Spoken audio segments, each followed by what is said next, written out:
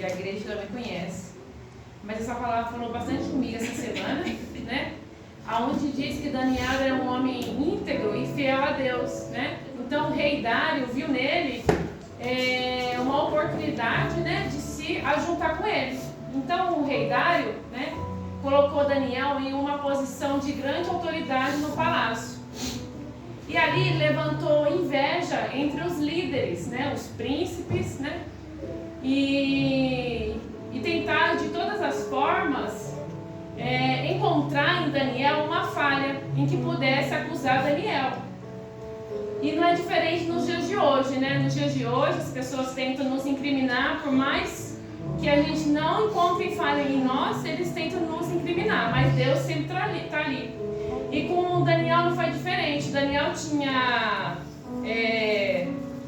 dons, né, de interpretação de enigmas, ele tinha uma grande sabedoria que Deus tinha dado para ele, e a inveja tomou conta daqueles líderes. Então, o que eles tentaram tramar contra Daniel?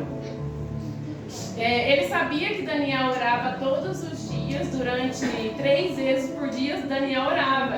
E nos dias de hoje, para a gente orar 10 minutos durante um dia já é difícil, mas aqui a palavra de Deus relata que Daniel orava 3 vezes por dia. Então Deus, né, já estava livrando Daniel há muito tempo atrás. E chegaram esses líderes para Dário e falou assim: rei, faça uma lei, né, que eram outros príncipes também que se ajuntou com esse rei. Faça uma lei e decreta que durante 30 dias, um mês, ninguém pode clamar a outro Deus se não for a ti, né? E foi decretada essa lei. E Daniel, sabendo dessa lei, ele continuou orando, foi para sua casa. A palavra de Deus diz que a janela do seu quarto estava aberta e ele estava ali clamando a Deus e dando graças a Deus, né, por tudo que Deus tinha feito para ele até aquele momento. E os líderes, vendo aquela situação que ele estava fazendo, aquela oração, chegou até o rei Dário, né? E é engraçado porque eu lendo essa palavra e outras na Bíblia, eu fico imaginando, né? Ele chegando até o rei e dizendo assim: ô rei, ó, você não decretou a lei que ninguém pudesse clamar a outro Deus somente a ti? Né? Que ninguém pudesse clamar, chegar até ti e fazer uma petição? E o rei falou assim, né? Eu imaginando. E a palavra também relata, mas não nessa minha imaginação.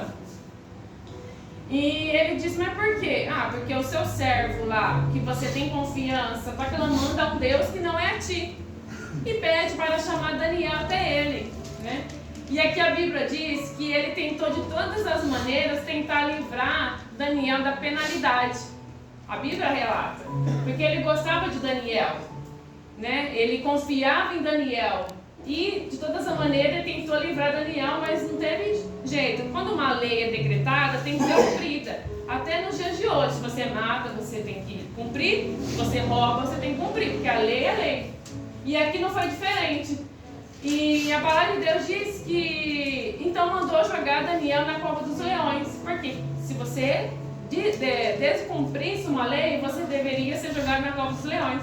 Então foi o que aconteceu com Daniel.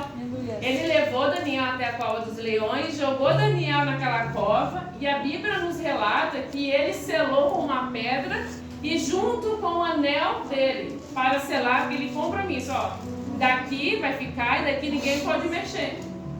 E a palavra de Deus fala assim que anoiteceu, ele voltou para o seu palácio, anoiteceu, e a Bíblia diz assim que naquela noite o rei não conseguiu dormir, o sono tinha sumido dele.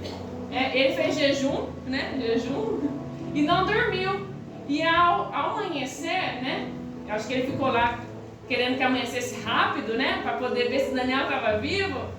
E a Bíblia relata que ele correu até a cova, foi depressa para a cova para ver se Daniel estava vivo. Mas a Bíblia diz assim que ele estava com a voz triste, né? Chegou até a cova, tirou a pedra e com a voz triste, achando que Daniel tinha morrido, disse: Daniel, servo do Deus vivo, você está aí, né? Tipo assim, né? Canta lá, Manás. Aí eu creio que Daniel estava no coitado, porque a cova é escuro, né? Ninguém vê. Acho que Daniel, com aqueles olhos dele, só a bola branca olhando, né?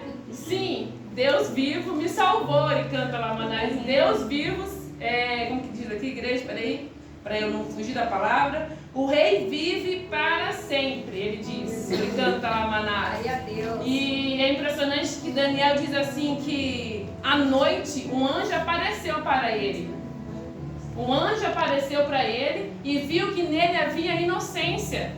Os homens, os líderes, os príncipes queriam acusar de qualquer maneira. Acusar.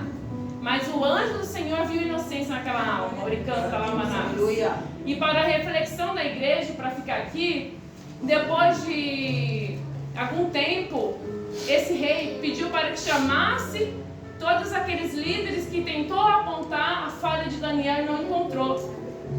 E não foi jogado apenas aqueles líderes, mas sim seus filhos e suas mulheres na cova dos leões.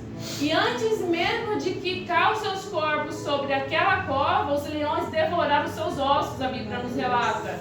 Então, quando a gente faz alguma coisa que não agrada o Senhor, o pecado não vem só sobre você, vem sobre a sua família também, ele canta lá, Manás. Antes de fazer qualquer coisa que desagrada a Deus, você tem que pensar, vai cair sobre mim ou sobre a minha família, ele canta lá, Manás. Porque a palavra de Deus diz que o pecado, ele canta lá, Manás, ele perdoa, mas segue a nossa vida eternamente, ele canta lá, Manás. Se a gente não se humilhar, e não, aqui a palavra de Deus diz que lá em Davi, em Salmos, Davi pecou, ele canta lá, Manás. O pecado não veio só sobre ele, veio sobre os seus filhos, né? A palavra de Deus diz, vocês conhecem que aconteceu tudo com o Tamar, né? Absalão, então o pecado não caiu só sobre ele, mas sim sobre a sua família, ele canta lá, Manás. E eu agradeço a